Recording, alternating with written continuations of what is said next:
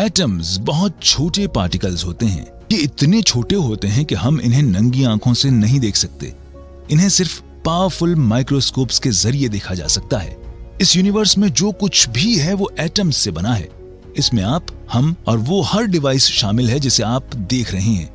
वास्तव में अकेले आपकी बॉडी में 7 बिलियन बिलियन बिलियन एटम्स हैं, जो 7 × 10⁻27 एटम्स के बराबर है।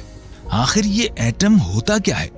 इस वीडियो में हम जानेंगे कि एटम्स किन चीजों से बने होते हैं। इसके साथ साथ हम उनके मास, साइज और इनके भीतर इलेक्ट्रॉन्स के अरेंजमेंट को भी जानेंगे। एटम्स जरूर छोटे पार्टिकल्स होते हैं, लेकिन ये भी दूसरे छोटे छोटे पार्टिकल्स से बने होते हैं जिन्हें हम सब एटॉमिक पार्टिकल्स कहते हैं। एटम्स के ठीक बीच में न्यूक्लियस होता है, जिसमें प्रोटॉन्स और न्यूट्रॉन्स प्रेजेंट होते हैं। प्रोटॉन्स पे पॉजिटिव चार्ज होता है, जबकि न्यूट्रॉन्स पे कोई चार्ज नहीं होता, यानी ओवरऑल न्यूक्लियस पॉजिटिवली चार्ज होता है। जिस तरह हमारे सोलर सिस्टम के सभी प्लैनेट्स सन का चक्कर लगाते हैं, ठीक उसी तरह इलेक्ट्रॉन्स भी न्यूक्लियस का चक्कर लगाते हैं।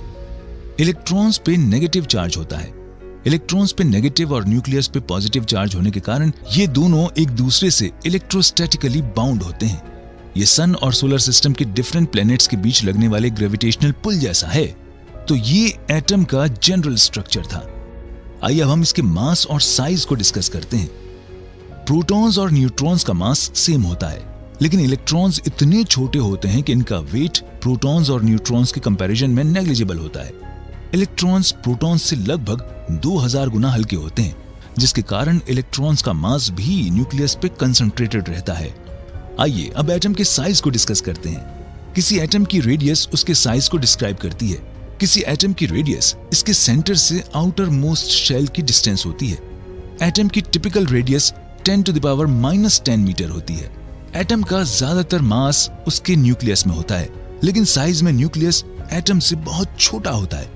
न्यूक्लियस का साइज बहुत कम होने से इलेक्ट्रॉन्स इसके चारों ओर दूर दूर तक चक्कर लगाते रहते हैं। अगर एटम को स्पोर्ट्स एरिना मान लिया जाए तो न्यूक्लियस इसके बीच में रखे गए मटर के दाने जैसा होगा। आइए अब हम इलेक्ट्रॉन्स को थोड़ा ज्यादा डिटेल में समझते हैं। नेगेटिवली चार्ज्ड इलेक्ट्रॉन्स न्यूक्लियस के चारों ओर फिक्स्ड ऑर्बिट्स या शेल्स में चक्कर लगाते हैं। डिफरेंट एटम्स में नंबर ऑफ शेल्स भी डिफरेंट होती हैं। प्रत्येक शेल की एनर्जी फिक्स होती है, यानी इलेक्ट्रॉन को किसी शेल में रिवॉल्व करने के लिए इलेक्ट्रॉन की एनर्जी उस शेल की एनर्जी के बराबर होनी चाहिए। न्यूक्लियस के पास की शेल की एनर्जी सबसे कम और आउटर मोस्ट शेल की एनर्जी सबसे ज्यादा होती है। दूसरे शब्दों में कहें तो इलेक्ट्रॉन्स न्यूक्लियस के चारों ओर ठीक उसी तरह चक्कर लगाते हैं जिस तरह सोलर सिस्टम के सभी प्लैनेट्स सन के चारों ओर। हालांकि इलेक्ट्रॉन्स फिक्स्ड एनर्जी लेवल्स में और न्यूक्लियस में फिक्स्ड डिस्टेंसेस पे रिवॉल्व करते हैं। हम पीरियोडिक टेबल के डिफरेंट एलिमेंट्स के स्ट्रक्चरल डिफरेंसेस को इस वीडियो में देखेंगे।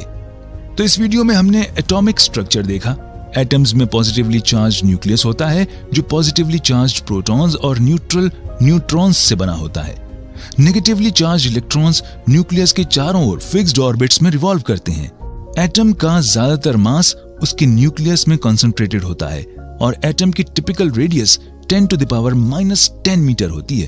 अगर आप जानना चाहते हैं कि हमने एटम के एग्जिस्टेंस और स्ट्रक्चर का पता कैसे लगाया, तो इसके लिए ये वीडियो देखें।